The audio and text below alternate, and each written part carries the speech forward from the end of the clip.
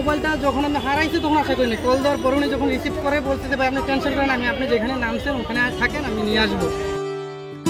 মানুষের ভিড়ে আজও আছেন ব্যতিক্রমী কিছু মানুষ, যাদের সততা আর ন্যায়বোধ আমাদের বিশ্বাস ফিরিয়ে দেয় মানবতায়। দামি মোবাইল হাতে পেলেও লোভে না পড়ে তা ফিরিয়ে দিয়েছেন প্রকৃত মালিককে। ঠিক এমনই এক অনন্য দৃষ্টান্ত স্থাপন করলেন সিএনজি অটো চালক মোহাম্মদ শাফি।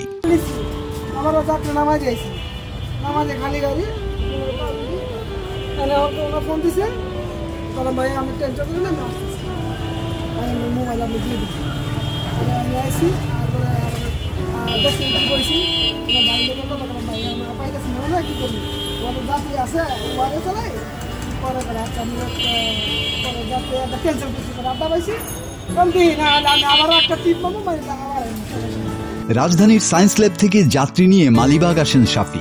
গন্তব্যে পৌঁছে ভাড়া মিটিয়ে যাত্রী নেমে যান। চালক শাফিও চলে যান অন্য যাত্রীর সন্ধানে। কিছুক্ষণ পর অটোর ভেতরে রিংটোনের শব্দ পেয়ে পেছন ফিরে দেখেন সিটের কোণে পড়ে আছে একটি দামি স্মার্টফোন। শাফি ফোনটি রিসিভ করে যাত্রীকে আশ্বস্ত করে এবং মালিবাগ এসে আইফোন 16 মডেলের মূল্যবান ফোনটি ফিরিয়ে দেন।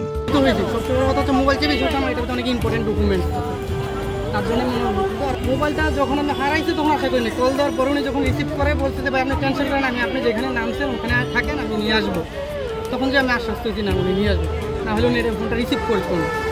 না না আমি সায়েন্স ল্যাব থেকে 3 জন অপেক্ষা করতেছিলাম, উনি আসার পর আমাকে আমি সিঙ্গেল দিচ্ছি আগে, আমি ওটাকে মালিবাগ যাবো, আপনি যাবেন কেন চলেন উনি নিয়ে আসবো।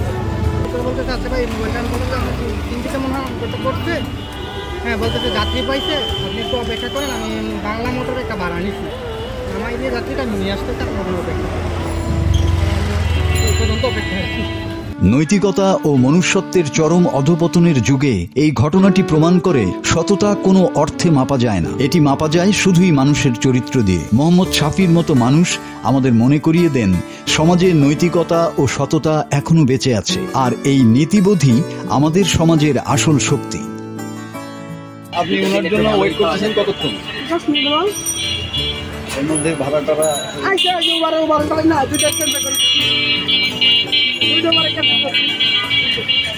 বিল দিব তখন দেখি আমার মোবাইলে পকেটে মোবাইল নেই, কি হচ্ছে আমি সাথে সাথে কল করেছি, কল করার পর রিসিভ করছি ভাই আমার মোবাইলে মোবাইলটা আপনার পড়ছে। শাফির এই নির্মোহ ও সততার পরিচয় পেয়ে সবাই তাকে সাধুবাদ জানিয়েছেন। মাসুদ হাসান, বাংলা টিভি।